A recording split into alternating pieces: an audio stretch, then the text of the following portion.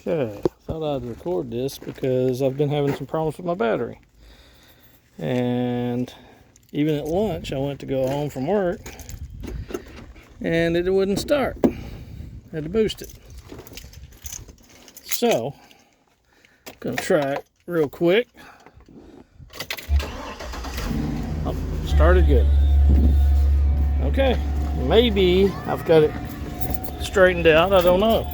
I did pull the battery off at lunch, and I did turn that radio off. I did clean both battery terminals and put everything back together. Load tested the battery, and it tested good, so I don't think it's a battery problem. Anyway, I'll post this and try to keep you updated. Thank you. Thanks for watching.